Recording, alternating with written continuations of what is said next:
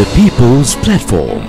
Good evening and welcome to the People's Platform. My guest tonight was recently appointed to the Board of Trustees of the UN Voluntary Fund for Victims of Torture by the UN Secretary General. I'm so pleased to welcome to the show human rights advocate Ambika Satkunanathan. Good evening and welcome, Ambika. Good evening, Sonali. Thank you for having me on the show. Absolutely. Ambika, human rights are indivisible, interdependent and interrelated, and no one right trumps others. And although the primary responsibility of protecting the people rests in the state, we're seeing some rights being curtailed arbitrarily by the state, citing the purported prioritization of other rights. How do we make sense of this? Actually, you can't make sense of it, which is the problem. Because now if you take rights historically, you find that civil and political rights, even amongst human rights activists, social activists, they've given priority to civil and political rights because they are like your right to vote, your right not to be arbitrarily arrested, your right not to be tortured, freedom of expression, assembly, association. So therefore, socioeconomic rights. What are they? Your right to livelihood, right to health services, right to education. Those rights have been placed on the back burner. So that actually even civil society or human rights advocates do need to take the blame for that, the responsibility for allowing that to happen. Now, what states do is that they use the excuse of national security is a very common excuse, a justification which they use to curtail mainly civil and political rights. They pay no attention at all to socio-economic rights. That is not even considered a right in many countries, including in Sri Lanka, because what we see are explicitly protected in the fundamental rights chapter of our constitution are civil and political rights. But as you rightly said, they are interdependent, because someone who is struggling to make ends meet, struggling to feed their children, they will not care about the online safety bill because they will think that it does not impact them, because they also do not know the repercussions that it will have and how it will ultimately impact them. They don't care because their worries are existential. So if you do not, and that is one way also, if you keep them hungry, then they will be quiet. It's only if you're privileged, and we've seen arguments like this put forward, right? Or you're privileged and that's why you're shouting about all these irrelevant things. But of course, when people get really hungry is also when revolutions happen. So as governors, there are certain rights which you cannot, the state cannot derogate from. Certain rights which it can restrict for reasons of national security, public health, etc. But certain rights, like the right not to be tortured, you cannot restrict that right. That is a non-derogable right. It's always applicable. But the reason that, as you said, it is interdependent is that for people to agitate for certain rights like freedom of expression, etc., they might also need to have their socioeconomic rights, because if not, they won't care. Like if you try to restrict freedom of assembly or association, like your right to form an institution, someone who's really hungry and struggling is not going to care about that. So if you want a public that is aware of rights, that has a civic consciousness, that holds elected representatives accountable, you do need to ensure that both rights are protected. It's authoritarian states that actually use one right to restrict the other with the whole purpose of restricting both sets of rights. In this context, can we look at the Aswasuma social protection scheme? Already so many hundreds of thousands of people are below the poverty line. There is so much malnutrition, so many other socioeconomic issues that people have to struggle. These are the disadvantaged people who can't raise their voice that we're talking about. Yeah. How do we understand this? Well, it's a good question, because recently the Neelanthuru Children Trust did a documentary on Aswasuma looking at the gaps and shortcomings with the whole aim of putting pressure on the government to improve it, to ensure that those who've fallen through the cracks that their needs are addressed. So Aswasama is a social protection scheme that they brought into being to replace Samurdhi. Samurdhi is a social protection scheme which we've had for many years, and there have been allegations that it is not transparent, it is politicized, that the entitlements are the amounts given are too small, all of which is very, very valid. That was a scheme that was dysfunctional and that needed to be changed. So you bring about this other scheme which is supported also by the World Bank.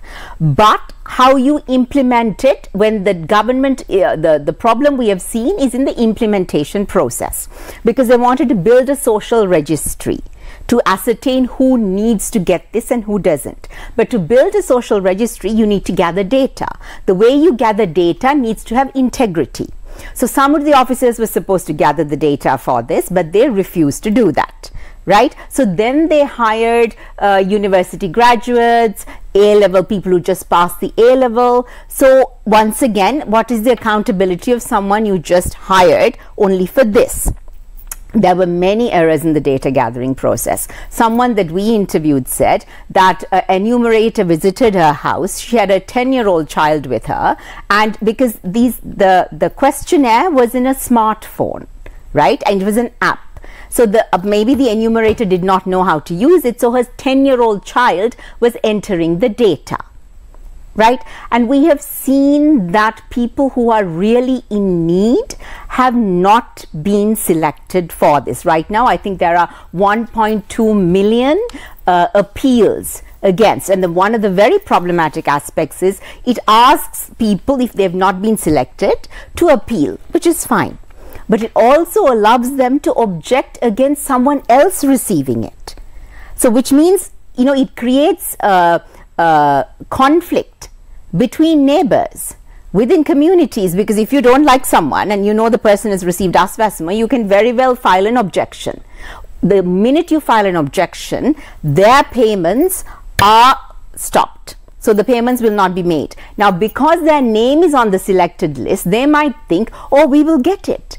But the money doesn't arrive in their account. They won't know why. They need to go to the divisional secretariat to find out. So those are just some of the problems with it. So what we hope is that both the World Bank, which is supporting this, as well as the government, which claims it wants to have a, you know, apolitical, transparent, efficient social protection system, they will take this into account in going forward.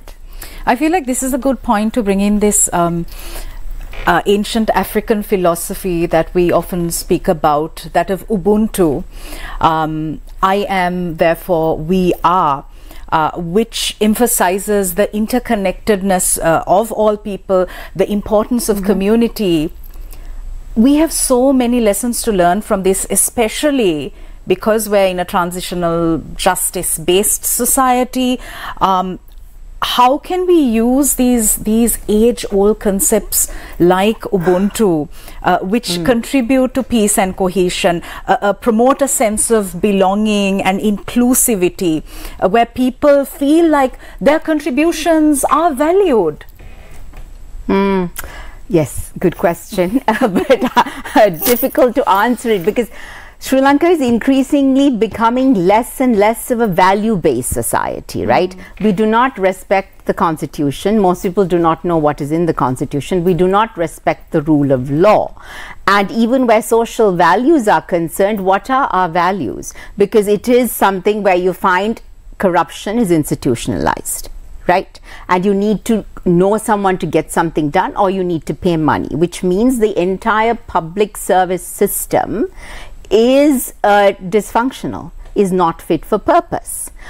So it also depends, that will impact the relationships that people have with each other. It becomes also a transactional relationship, right? It is about what can we get out of it, and also that will undermine social cohesion. You cannot build community if you do not have trust between citizens, because we've had an ethnic conflict and there's still, that has not been resolved, and there's also anti-Muslim sentiment, still anti-Tamil sentiment. There is no trust between communities, sometimes even within communities, and there's definitely no trust between the citizen and the state. And that is a huge problem. Yeah. Right? And that is something I think the state does not care about. But if you do not have that, everything flows from that. The state, if the people don't trust the state, there is always suspicion. You can't go to the state. If there's a human rights violation, if something happens to you, question is, would you actually go to the police? I wouldn't. Because that would probably be the beginning of more trauma, more time wasted, and you would find alternate means of finding a remedy or of healing yourself, right? So I think the reason that our governance structures are dysfunctional also has something to do with the value system, and vice versa. They're both interdependent. So you should not think that merely by passing another law or setting up yet another institution, you're going to solve a social problem. Let's take, for instance, violence against women. That happens because women are not viewed as equals, right? We are a patriarchal society where men are thought to be superior. There is sexism. And that is not something you can change through law. That is only to be done at the home, in school, what you teach your children, how the difference in way you treat your male child versus your female child. Yeah. So to say that building a community that is law abiding, that has a sense of responsibility towards not only the country, the community, but each other, that requires a lot of work, including from the state. But the main thing you all have to tackle is definitely the lack of trust that citizens, the lack of trust mistrust that citizens have of the state. That is very corrosive. You need to fix that. How do we go about rectifying this trust deficit that exists between the citizen and the state, given the fact that, as I said when I began this interview, the primary responsibility of protecting the people vests in the state? In general, Ambika, politicians aren't really bothered to fix the system, develop the country, because it's too arduous and it's easier to enrich themselves, go for all the tenders and give all the tenders to their extended family and bleed the economy dry. So what do you do? Well, no, I think it's not that the reason they don't want to fix it is because everyone has a vested interest in it. Having a rule-based society is not necessarily for people who are used to getting things done because of their position or power or their ethnicity, to then say that everyone else is equal and you too may have to stand in line and you too can't jump the queue, various approval processes are concerned, and you can't just use money to get things done. It is going to be very difficult. So the people with power will not want to let go of the power. Right? In order to bring about social change, it's also about, here we think of it as seizing power, right? But actually, to bring about social change, you must give up a lot of power. Okay. Even if you're talking about devolution, it's about the center giving up power to the provinces. Sure. A politician giving up power means when your constituent asks a question, you answer it. And then you change your behavior, but that means you're giving up a lot of power. So it's ceding power, not seizing power. And I think that is applicable not just to the state and the politicians. I think even if you're talking about civil society, at every level of society, if you want change, you need to cede power, not seize. Absolutely. Let's talk about one of the issues that has been around for decades, the drug menace. Recently, a select committee was appointed to control and eradicate the rapidly spreading drug menace, appointed by the Speaker under the chairmanship of the Public Security Minister. Let's look at Sri Lanka's approach to tackling the drug problem. Thus far, we haven't really made much progress despite the existence of key stakeholders such as the Sri Lanka Police, the National Dangerous Drugs Control Board, the National Authority on Tobacco and Alcohol, Sri Lanka Customs. What are we doing wrong? What are the lessons we can learn from other jurisdictions which have successfully combated this issue? What are we doing wrong? Pretty much everything. So, for instance, let's start with the supply side.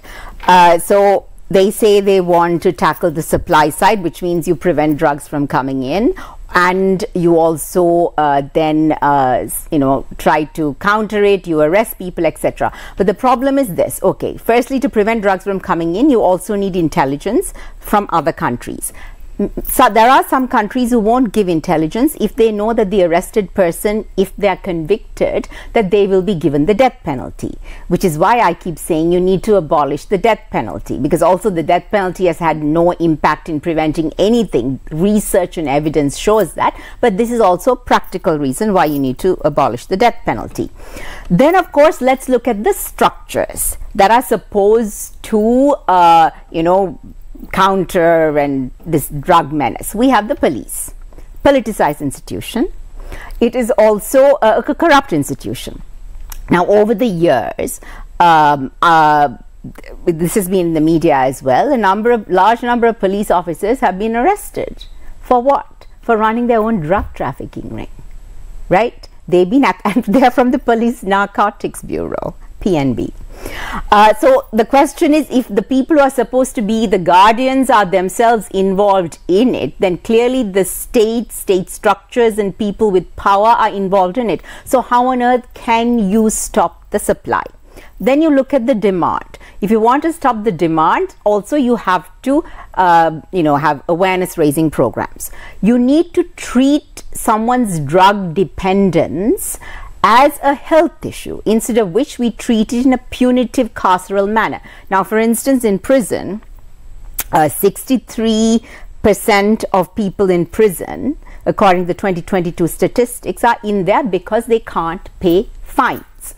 The fines are as little as even 3,000 rupees. Now, many of those people were imprisoned also because at that time, before the law changed, they were given, if you had a very minimal, minute quantity of drugs, you would be fined, right? But they could not afford to pay the fine. So therefore, they were imprisoned. So when you are in prison, that also then creates a market for drugs in there, and you come into contact with other people. I always, I use this story about a woman who said that she was, and we have a problem. When I was at the Human Rights Commission, so many complaints about police framing people we received.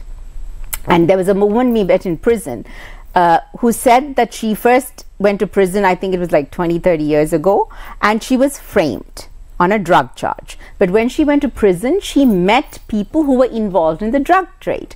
So then she started getting involved herself. She actually educated her son, and she even sent him abroad. But then she was arrested after probably 20 years or 25 years of being in the drug trade. She was arrested, and when we met her in prison, she was on remand. But her point was, the reason I started this is because I was framed and I came to prison and I came into contact with these people, right? So it's about how you treat people who come into conflict with the law.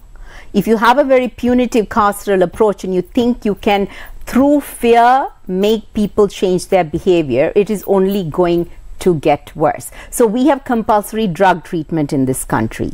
Firstly, it's against UN standards. The UN has called for it to be stopped.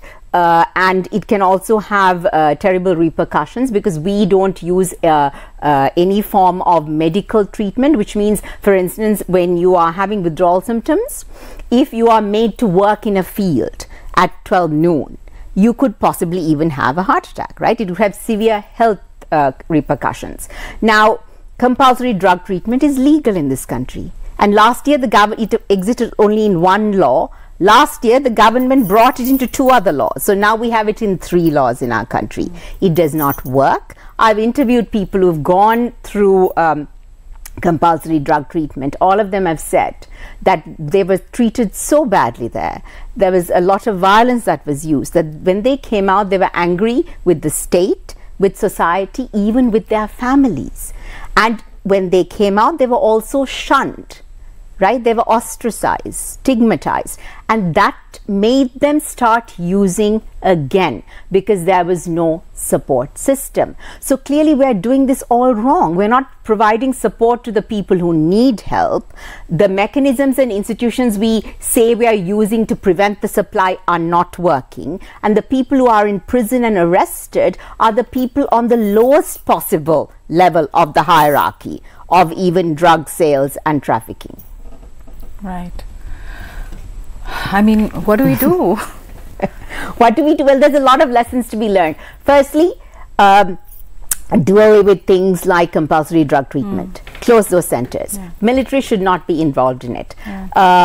Allocate more resources for harm reduction, for medical scientific based approach to drug treatment. Invest more resources in more enlightened forms of raising awareness.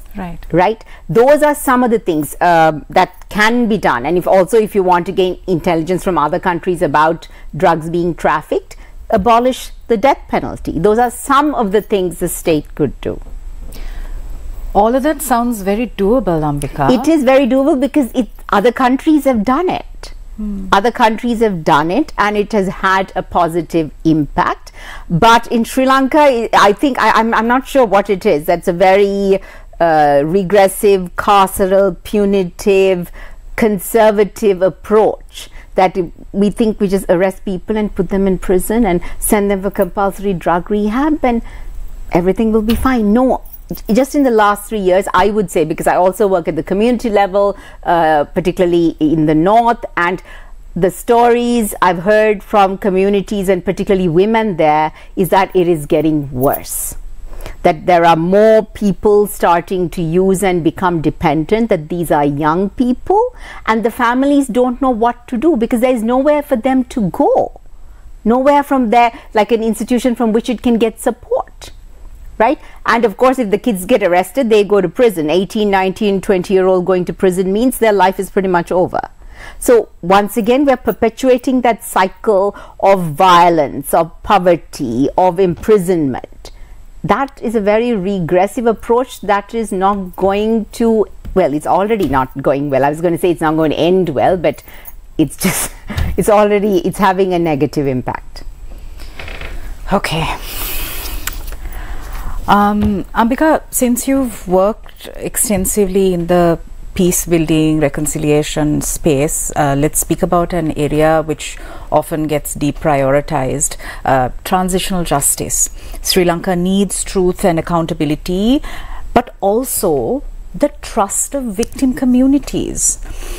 Can we discuss this in light of the Truth and Reconciliation Commission that is to be set up, the Office on Missing Persons, the Office for Reparations, and all the ad hoc attempts that have been made by successive governments at TJ, including the LLRC, the Parnagama Commission report? Yeah. Whew, okay, I think I will go to the statements that were issued a few months ago by 4 different civil society groups from the north and the east, which said that they don't want a truth commission. Because of exactly what you said, we don't trust the government. There have been so many attempts, including ad hoc attempts, and there are hundreds of recommendations that each of those commissions have made. And actually, even like, for instance, the LLRC, some of the recommendations were quite good. All of them had some recommendations that were good, but the governments, successive governments, have not implemented them. So they said, why don't you show good faith by starting to implement these recommendations? And actually, if you do, you might end up solving 50% of the problems anyway. Why do you want to set up yet another institution? But has the government listened to them? No. Right? From what we hear, they seem to be going ahead with their plans. So therein lies the fundamental problems, that you're not even listening to the victims. You're not including the victims in whatever it is that you're crafting. So then why are you doing it? Because March is coming up, and then September will come up, and the UN, the resolution of the UN Human Rights Council on Sri Lanka, they don't want it to be renewed. They don't want a fresh a fresh resolution. So they want to tick the box. So the Truth Commission is a means of ticking the box. But what you're doing to the families who've suffered for years and some even decades is you're also re-traumatizing them, because they've gone, despite the lack of faith that they have in the state, there's also that little thing called hope and guilt. If we don't go before this, would we lose an opportunity to find out the truth? Therefore they go, and they're re-traumatized. But the state just seems to have little regard for that, which is why they're going ahead with this. So I would say, and there's even the 4 different groups from North and East said, show good faith, start implementing the recommendations of past commissions, and then let's take it from there. Ambika, we are on a daily basis witnessing why protecting human rights is so important. Images of horror and indignity perpetuated, violations of international humanitarian law, international human rights law. When security, dignity and freedom are being denied to people across the world, specifically the Middle East, we are also celebrating the 75th anniversary of the signing of the United Declaration on Human Rights in December. How do we make sense of this senselessness across the world? Are we looking at the dismantling of the international order as we know it? I mean, what is it? It's so dystopian. It is actually horrific and it is frightening. I am afraid, because it's ironic that it's 75 years of the UDHR, and what we are seeing right now with what's happening in Gaza is complete disregard for international human rights and humanitarian law. It's also that the fact that they are doing it means that you're also dismantling the international system as we know it, which is going to adversely affect us. Because when these actors come to a country like Sri Lanka or somewhere else, and people are already seeing it, and they say, well, you're violating human rights, no one is going to listen to that. So then you become hypocrites, right? So how do we then hold states accountable in the international system if you do not respect international human rights law and humanitarian law? Now, this whole war against terror, that is something that was waged globally, has had a devastating impact on human rights, because it was led by the US, and even the UN system has enabled it in many ways. Even countries like ours use that as a justification for the rights violations that they commit here. So it has a devastating impact globally. And I would like to, this is something that about a month ago the UN Special Rapporteur on countering terrorism while protecting human rights. Her tenure is nearly over. She's leaving that office. But what she said, and with such moral clarity, I think this is what I would like to read, that is, she asks, what did we learn from 9/11? That response was a deep and profound violation of international law, and the cost of that was perpetuation of conditions conducive to violence. It wasn't an end to violence. It provided basis for further radicalization and extremism conducive to terrorism. It provided a global nomenclature of a war on terror, which was not only profoundly ineffective in preventing terrorism, but spawned decades of serious and egregious violations of international law. Lesson of 9/11 is, don't do what was done after 9/11. Observe law. Uphold the law. No matter how egregious an attack is, it isn't justification for breach of international law. Object lesson is, I wonder whether lessons will be learned. Sadly, lessons have not been learned. We said never again after the Srebrenica massacre. We said never again after Rwanda. After what happened in Sri Lanka, the UN did an internal review where it said that the UN had also failed in Sri Lanka. The UN itself did that. There's a report called the Petrie Report. And despite that, what is happening in Gaza, complete disregard for international human rights and humanitarian law, and the devastating impact it has not on humans, on the people there, but also just on the international order. Really heavy, heavy stuff, Ambika. I hope that we can look forward to better times. I hope we can also do an interview on arts and culture one day. That would be nice. Yeah. And not talking about devastation and violation. And yes. But thank you so much for your time. Thank you for the work you do. Thank you. Thank you for watching us. We'll see you again tomorrow. Good night.